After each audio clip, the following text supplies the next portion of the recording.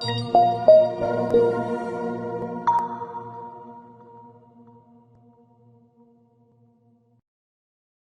is a substantial risk of loss associated with trading forex, binary options, stocks, or equities, collectively, asset classes. Only risk capital should be used for trading.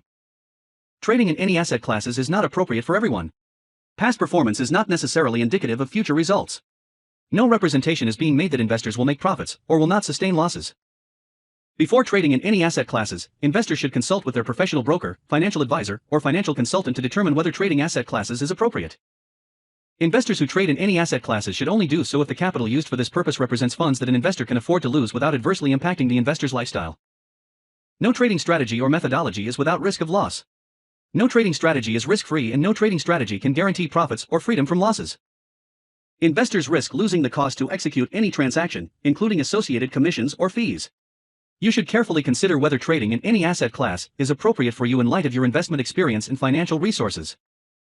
Any trading decisions you make are solely your responsibility and at your own risk.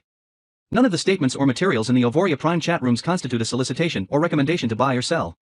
Welcome, Auvorians, to the Saturday Software Strategy Session. Today is January 14th, 2 weeks into Q1 of 23. My name is Steve Vetterl. I'm the firm's CMA. I try to act in a risk management type role.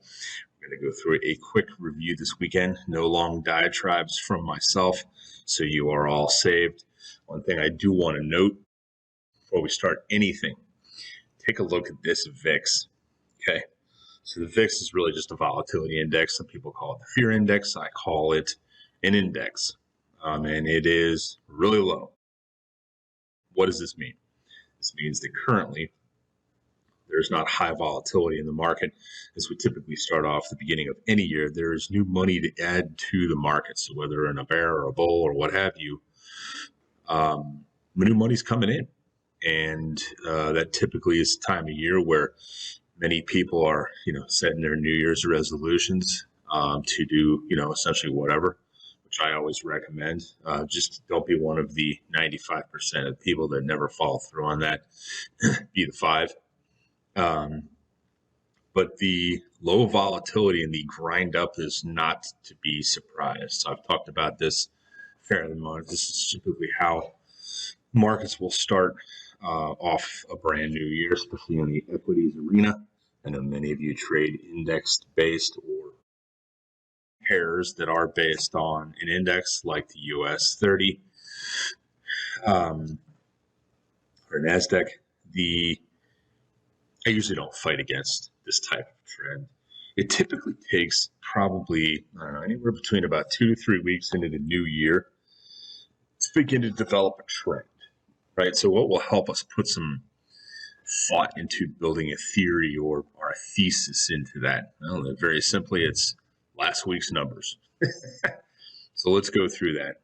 For those of you new to this, this is forexfactory.com. It is one of the longest running, most accurate in my opinion. I filter out everything but red folders. Here's all that matters right now. Okay. Consumer Price Index. Keep in mind there's also the CPE. Fed pays, equal amounts of attention to. Some say more. I disagree. Whatever. The point is that here is the historical and then the actual. Okay, so in line with expectations, those that are in the bull camp would tell you that inflation is beginning to come down. I would tell you it depends. A lot of this inflation is seasonal, depending on what's going on. But it's in line, because really the only thing that needs to be gained, in my opinion, in any capacity of prognostication is the simple fact is the Fed can raise interest rates or not. So we've already seen the markets for automobiles, certainly any other kind of credit-based lending, because rates are much higher. Cancellation rates on new homes, I think last month, if I'm not mistaken, was 68% with one builder. These are new homes. It's really high. No surprise. Mortgage rates have gone from mid-3s to mid-6s, right? It's not to say they can't go back, but a lot of that's going to be based on the 10-year, both price and yield.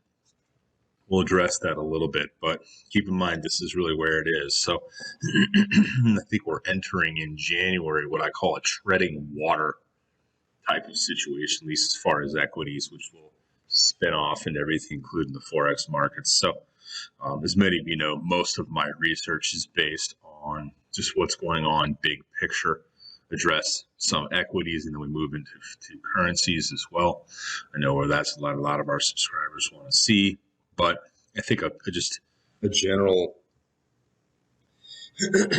understanding and overview of the market as a whole from a macro standpoint and the risks associated with, just understand that what I can teach you is mostly just about big picture analysis, but ultimately at the end of the day, what I like to call that fine tuner is the execution that you place, or any of the parameters you put on your algorithms to execute, right? So, one of the good things I think about a lot of Auvoria's algorithms are, any good Forex or trading based algo could trade the futures markets, equities, options. You could trade, obviously Forex. Is that if it's an automatic, you can't mess around with position sizing, right? I could tell you that you could be the greatest trader on this planet. Many will not believe this, but I would bet my life on it. You could be one of the best analysis and execution experts out there, but if you screw up your position sizing from a risk reward standpoint, you're done. It's that simple, right? You're done to me. Or I should say it's dead to you.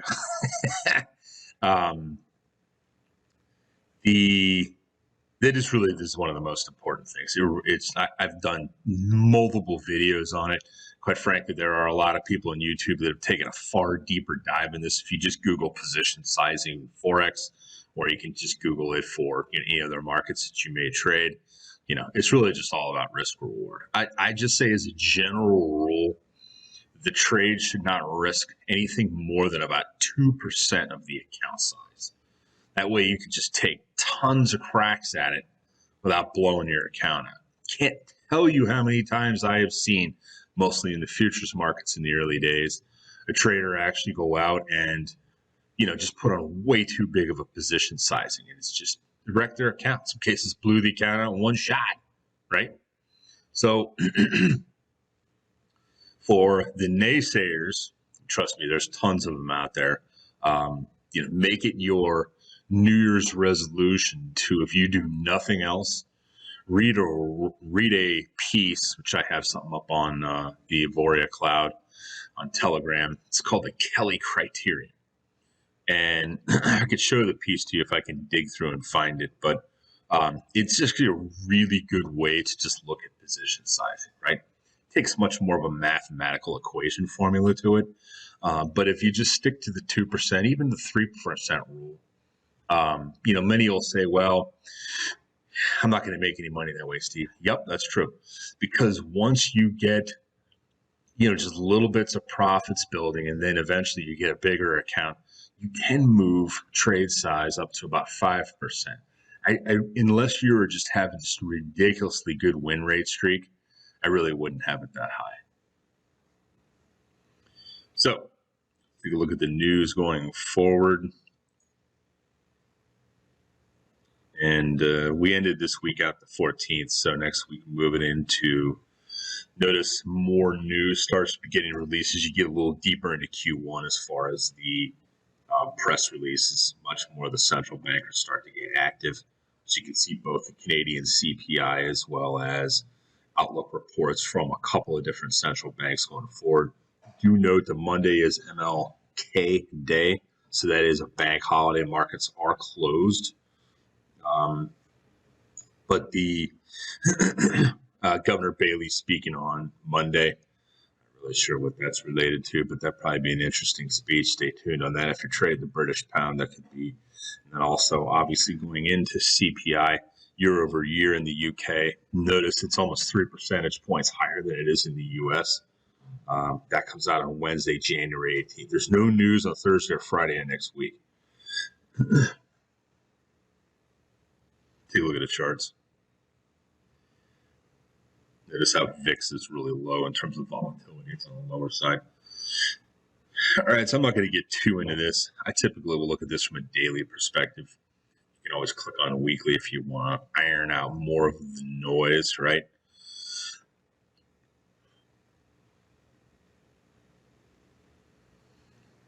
I mean, markets are in a bear market, so it's that simple.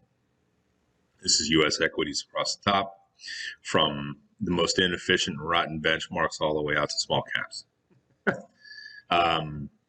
Markets much lower in Japan, no surprise. They've been doing some really weird things from their central bank. DAX breaking out.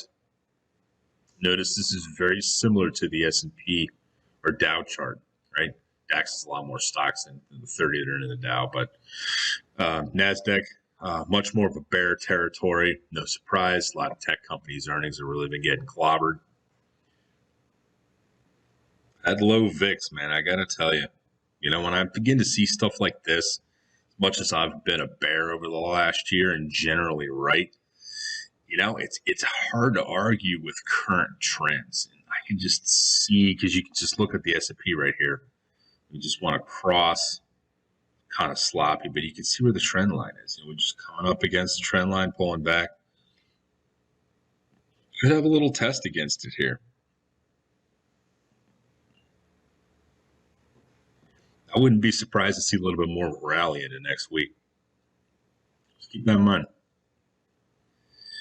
Oil space, gasoline, good to see it all selling off. Remember, these are just weekly charts. Each of these candles represents a single week, so we're looking at much longer term trends here, which I choose to do in longer commodity-based spaces, especially in gold and silver. Now, if you take a look at gold here, I talk a lot about correlations and sort of how they play out, and the dollar falling pretty heavily, right? And then you obviously that if the dollar's going down, just generally everything else, with the exception of the yen, which has been in line with everything else.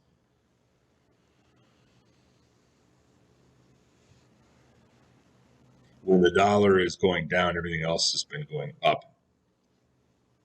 I mean, I see it continuing. So it's almost like it was overshoot and overkill. That goes quite in line with the statement I make all the time about all markets, which will probably be a statement that will live in infamy, in that all markets can be completely irrational a heck of a lot longer than you all can remain solvent, right? That's one of my core tenets of the sort of top risk management things, right? Always know the markets can be a lot more irrational than you can be liquid or funded, capitalized. So I'm not going to get too much into it here, but I always just want to see what's going on. I don't trade any of this stuff, but I'll tell you, it all sort of spins together in a big web called macro.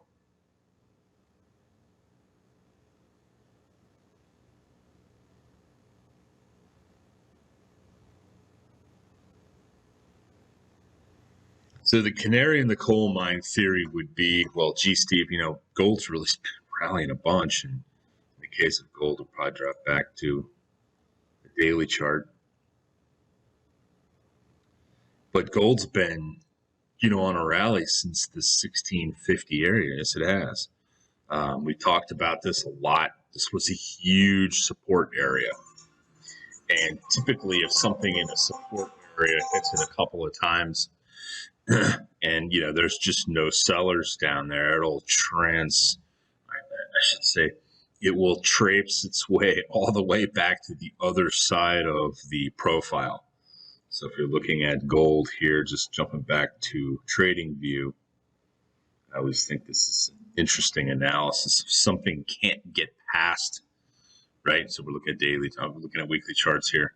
Something can't get past an area.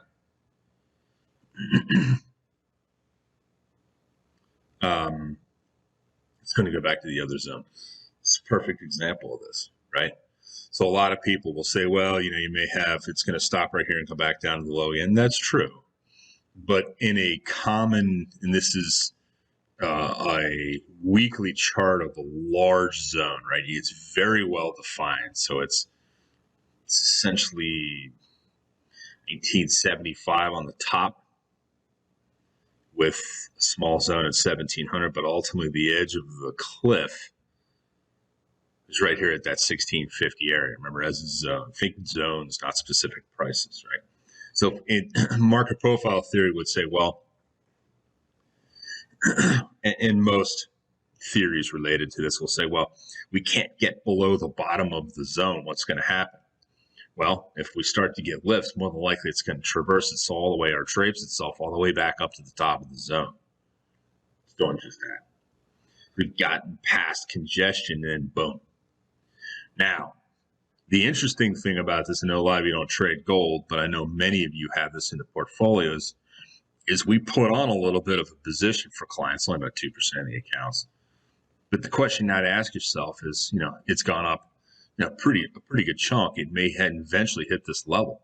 This will be the third time in many years gold's come up against this level here. I can tell you that every time it's gotten above this level, as you can see, especially with this hammer reversal or an island reversal, as you see here, there's a seller. At least there was.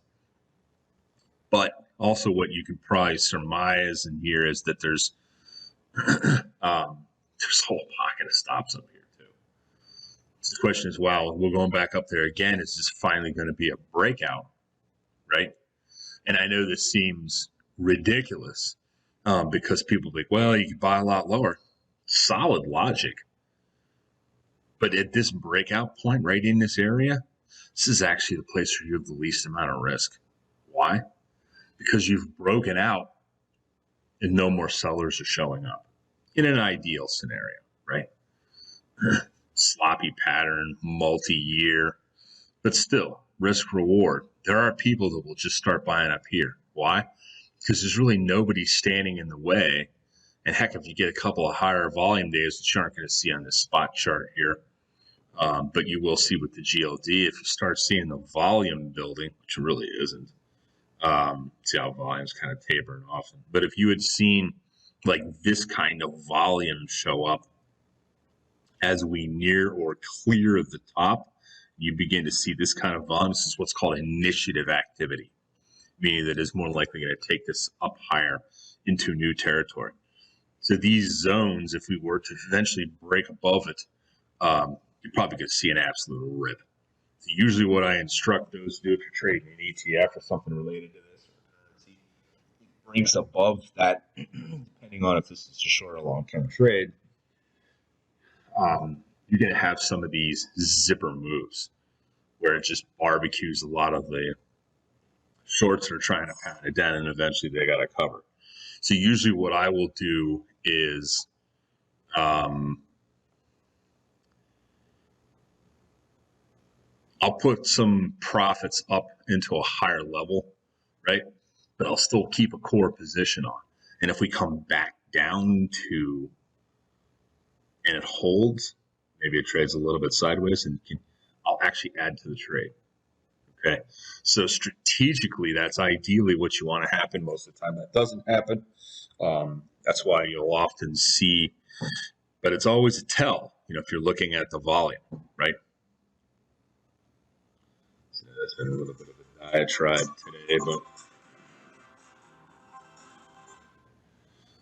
diatribe today, but just wanted to go through a lot of that.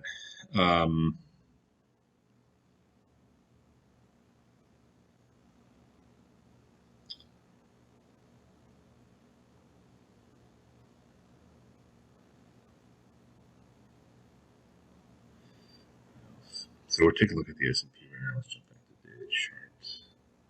Let's reset.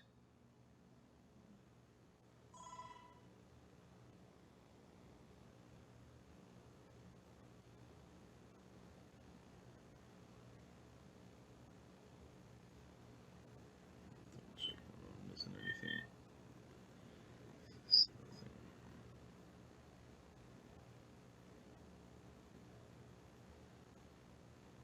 I was trying to keep up on what seems to be a bazillion changes to the platform at all times, with all these news and red dots popping up. All right, so I don't really have any clear technical based analysis to give you guys on this chart, so I'm just going to sort of skip past it. But looks like we've probably got some more building to do as we're trading sideways back and forth. No, just the zone high on this. If you're trading anything related to the spiders, it's this 408, or if you want to just look at the index as a whole, we're up against that, all important 4,000 area, right until about 4,100. This is the top of the zone, so just note that. It's easier to expand it out. Bottom of the zone, which has been a total hold, is right around 3,800. So it's a fairly well-defined high and low in the zones. Take a look at the NASDAQ. Much more murky, but the low zone is this 10,262 area. High zone very well defined at 11,500. This would be a big area if we got past this. Would easily have some good movements if a bigger vol started coming in. So you won't see here, but you will see it on the Qs. What happened to the Qs? It jumbled up my list the other day. Get it back and organized. I always put the ETF right under the index because it'll help just understand one tracks vol, the other doesn't.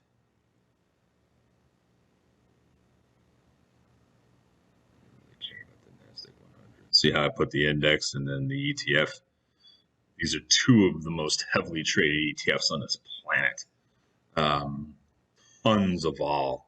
I don't follow the ETF on the Dow. Notice I don't really do a lot of analysis on it because, as I've said many, many times, it is a price-weighted index. It's bad news, in my opinion. It's not a capitalization-weighted index like the S&P. It is an inefficient benchmark. It is like the index I try to convince all clients, students, advisors, everybody I deal with for a living to stay away from. Because it can tell you nothing, because it's only 30 stocks. In any case, it's kind of why I don't do the stocks index either over in Europe. Same reason. Although that is a capitalization weighted in its. So let's take a look at real quickly. Paying more and more attention to the credit markets here. So this is something you definitely want to look at on a weekly chart. So credit markets only for this. You can see the movements in 30 years been just an absolute dip down. You can actually, if you truly want to see what's going on, go to a monthly chart, go back down, look at credit. And, you can just see the declines that have taken place over the years. You're looking at about a 5-year window in each of these, right? So we were, we had lower rates at one point, and then they went much higher. And then obviously this is the pandemic. Through this whole period of time, rates came down, made it much more expensive to borrow money. And especially with the Fed raising rates, now you have an inverted yield curve, as you can see. So what I haven't looked at in a while is monthly charts to the 8 majors, which you see on the screen here. So with US dollar, you can see that we had a total pandemic-related, call it the lesser of all evils, run to as far as the dollar. But that's completely reversing, and there's been no support on the way back down. It's almost like there was no resistance on the way up. The new floor is set on how much this can drop every day. But I do want you to see on these monthlies coming into some serious support at what they call par. Okay, it'll probably be a magnetizer as far as attracting price down to this area. When, how long, I don't know. But corresponding to that same real important area, it's possible that we could finally land in this area and spend some time building sideways trade, right? If in fact that's the case, most of Auvoria's algos, I know some of them were taken offline, they'll be brought back, do best when it's a sideways trade, right? These trending trades, especially these big trend reversals, it's always tough, more tougher, I should say, or a more difficult market to trade in, regardless of how good one is. It's best to just trade, a trend developing, which is essentially every time the U.S. dollar rallies,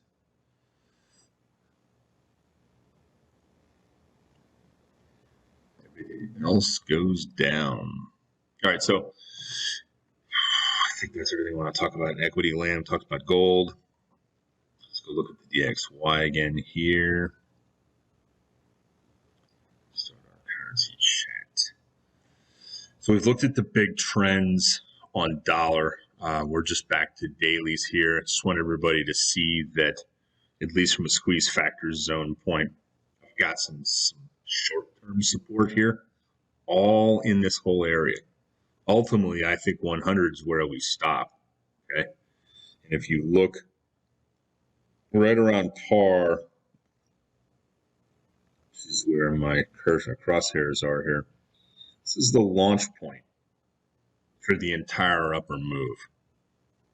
You could say, well, here's a launch point here. Yes, notice this cleared a cup with handles. It's actually a pretty good pattern lifted, right? It's actually a really good pattern. I want to look at this. It's exactly what you want to see. On these declines, there's lower volume, and then the volume starts again. This is where your OTF, your other time frame players are stepping in. These are typically people that are institutional, trade on a much larger thing, you know.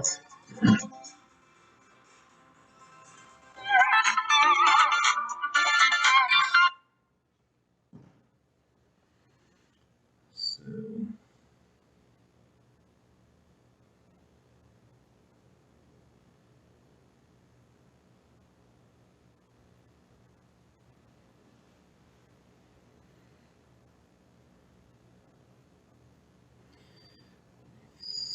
yeah, I think that's pretty much the zone. Let's take a look at your US dollar. All right, so daily chart. Now, what's probably a little bit different that you guys are seeing here is I've actually turned on the value area highs, lows, and the point of control, which is the red line that's run horizontally across the screen. This data and the compilation of it will change as you bring more of these candles into the screen. Essentially, as you tighten up your screen, you'll have. But I wanted to show everybody this because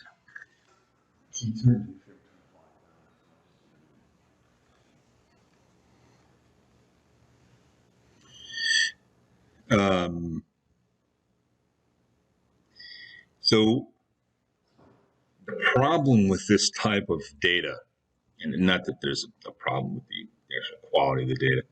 So the problem with this is if you're using market profile, you always want to make sure that you have the right amount in the view, right? So everything that you can see in the screen, and you can't really see these candles up here unless I sort of drop it down, but everything you see in the screen is because of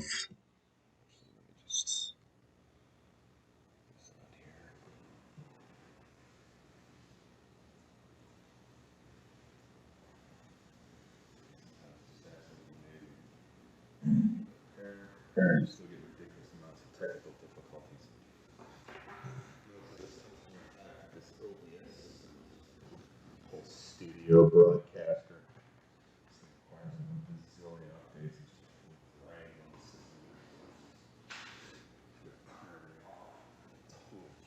Battery. In any case, now we're back to brightness here. All right. Let's take a look at this in full screen again.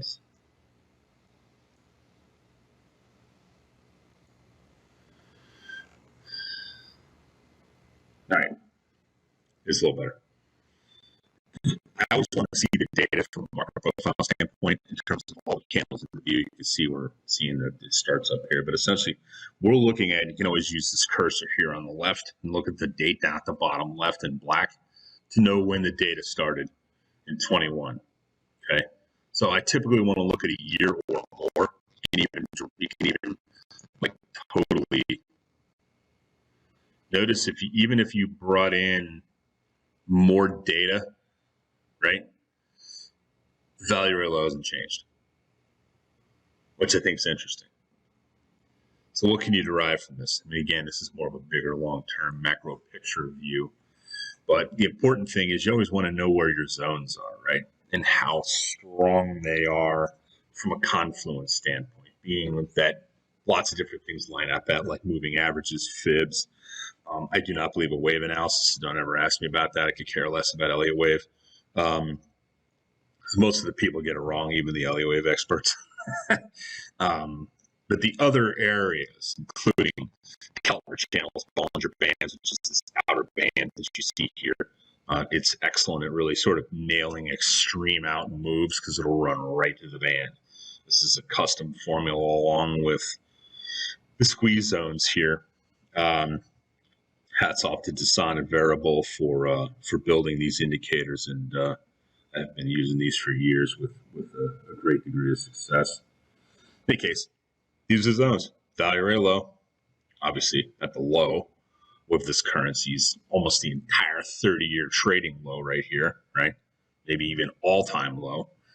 And then the high right up at the main zone here at 112.80. Pretty cool. Now, most of the volume, an exceedingly large amount, by the way, in terms of the aggregate, was executed right here. Notice how we stopped on the pullback right at that top volume. So for those of you out there that may be naysayers on market profile and volume analysis, I disagree. I would encourage you as you start the new year to overlay this indicator on your charts. It's very powerful. The better the data of volume and the accuracy of it, especially in the aggregate, right? Arguably currencies maybe don't provide that. But I think the guys at Amanda and FX CM would probably argue differently with me on that. But it is not a true, complete aggregate. And I would love to be wrong on that statement. I really would, because it would just give this indicator that much more strength. But this thing is exceptionally powerful. So let's use the same thinking on... Actually, let me just go back out to look at this.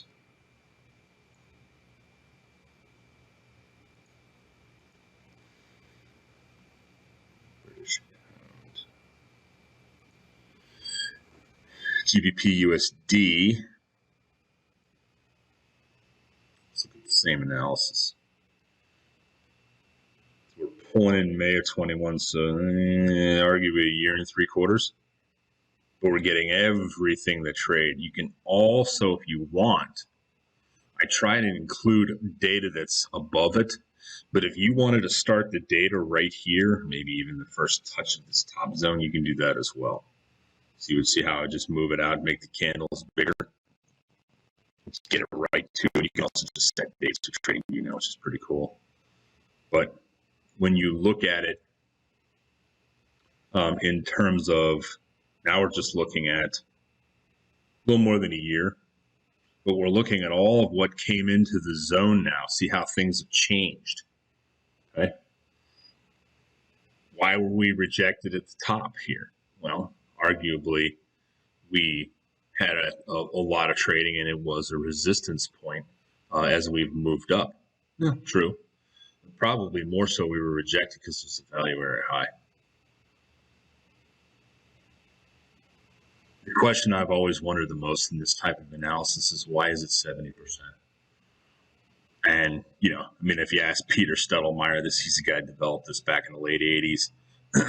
I should say late 70s through mid 80s, he's developed this indicator. And in the early days, the Chicago Board of Options were the first ones to license this with him. But it's been very powerful because in the end, if you have good volume data coming in, wouldn't you want to know where all the aggregate executions took place in terms of volume?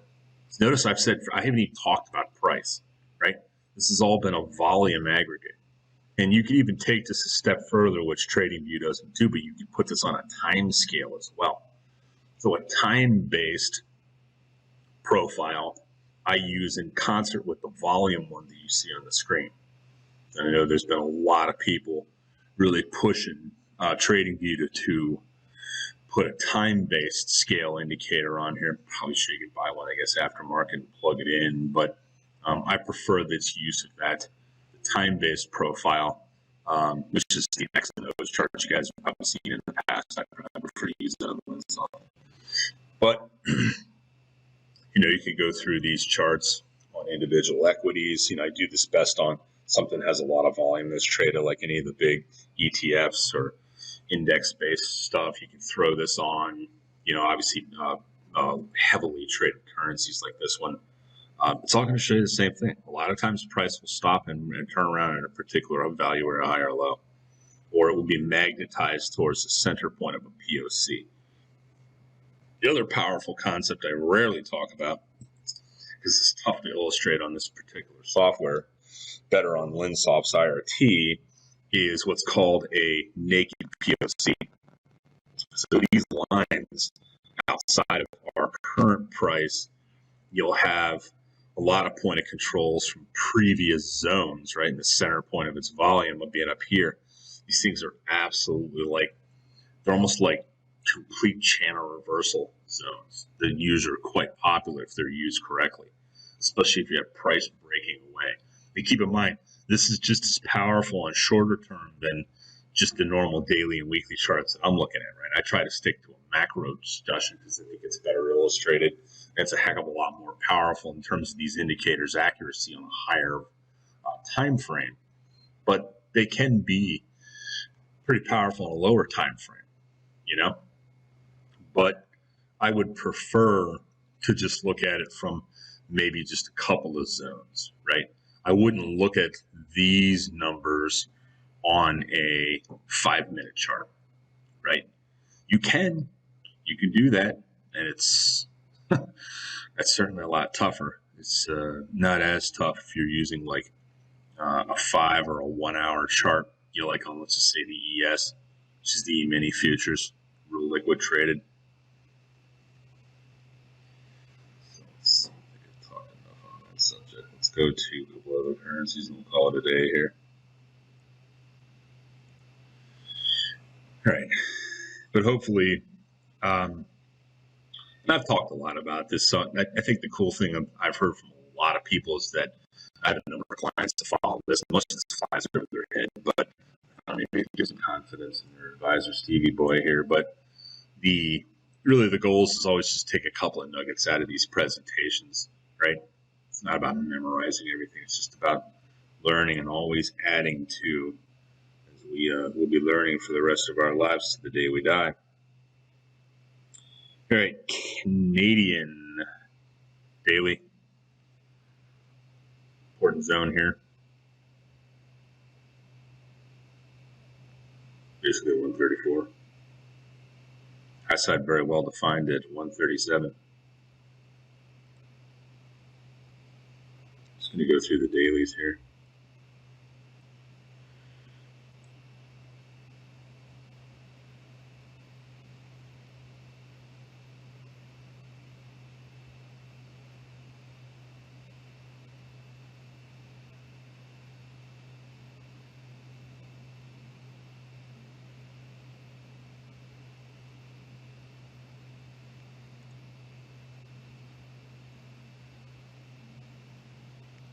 Those of you who trade the DAX,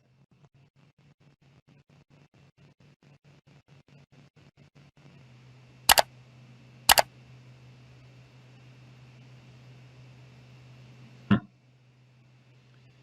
probably a lot more data I should pull in here to look at this accurately, but let's just see. ourselves here.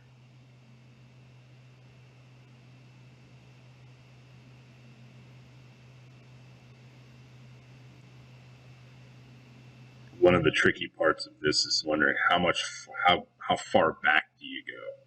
And the rule I generally say is if you're in this zone, which we're coming up towards the top of this zone, but if you're in this lower zone, right, arguably we're pretty much there. It's almost like we've rallied into the bottom of this before we had this absolute fall through the floor last spring. See this right here?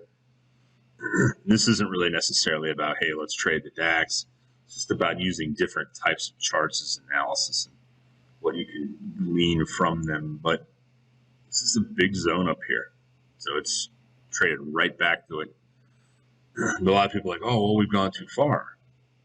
Maybe. Maybe we have more to go because the value area high is up here, right? Interesting to note. I would probably want to see... See that? See how everything just changed?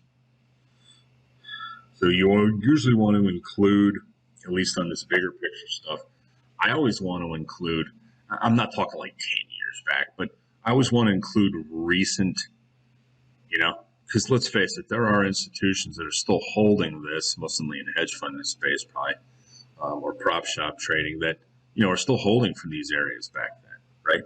Longer term holds. Maybe if they were long most of the stocks of the DAX, they'd be using this for analysis or whatever.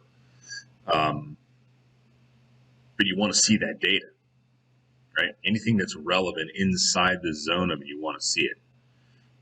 I've been focusing on this a lot more because the more I've looked at this over the last decade and a half that I've been doing this in terms of market profile, auction market theory, the more that literally as long as you got this thing laid out correctly and it's drawn correctly, and it's overlaid with the correct quality volume data coming in, it rarely is ever wrong, at least on a macro perspective.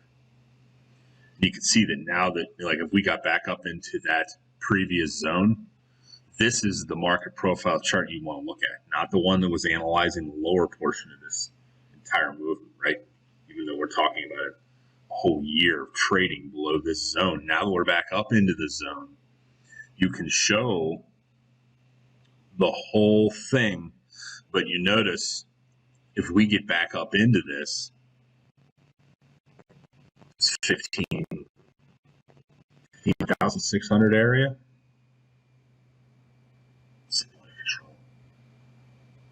there's a good chance we could run all the way right there. Arguably, you could say, well, if we bring more data in, it's going to change it again.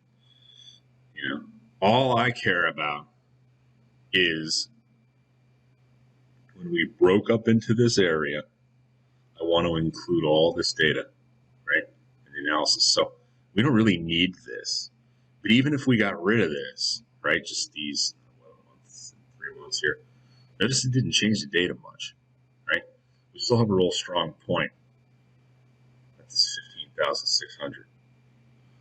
So if I were a betting man on this trading perspective, or any chart like this, I'd say we're headed to the red line. That, my folks, is the promise. Well, no, we should title this particular weekend Technical Difficulties Research with Steve Vetterall.